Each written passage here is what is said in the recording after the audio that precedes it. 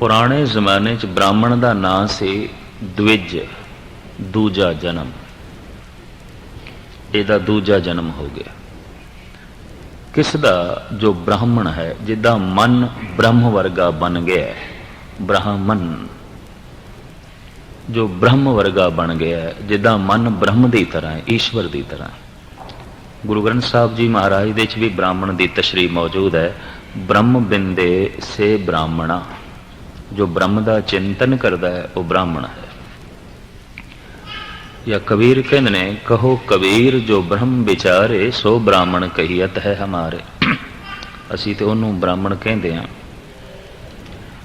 जिहदे कोल ब्रह्म दी विचार है।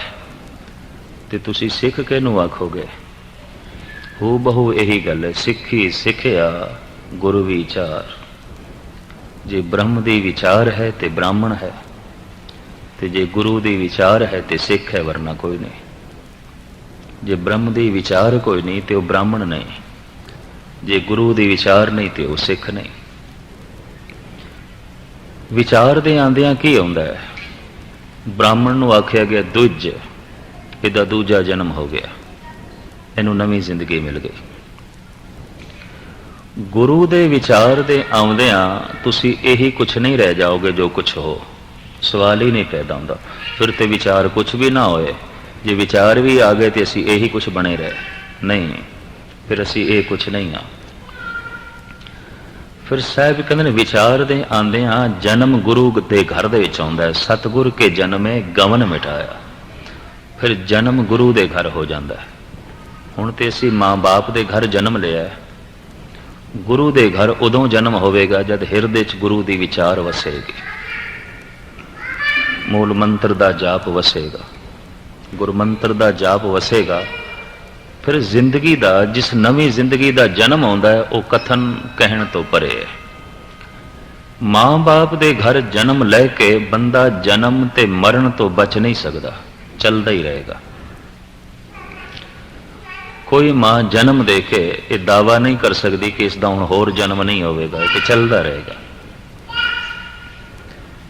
ये तो जम जम मरे, मरे फिर जमे, बहुत सजाए पिया देश लम्मे।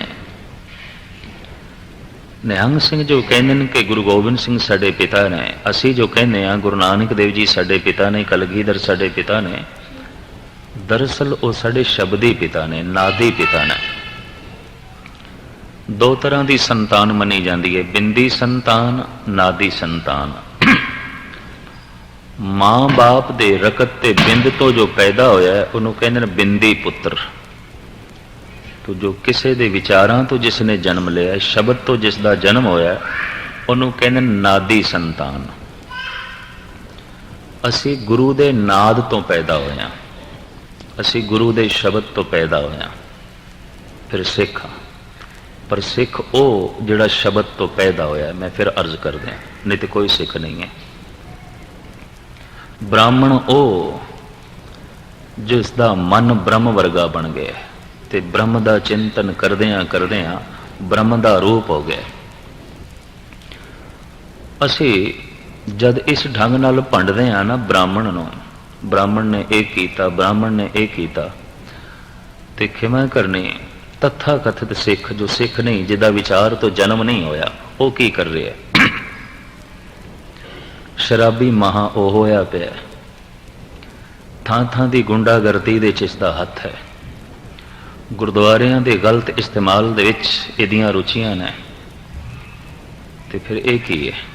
इहदा कोई गुरु दे घर जन्म होया? कोई जन्म नहीं होया, ऐसा दिखाई नहीं देंदा पिया।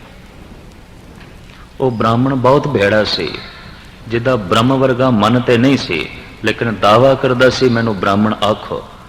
ते गुरु दी कोई विचार नहीं, गुरु दे घर जन्म नहीं, ते दावा करे मैं सिख हाँ।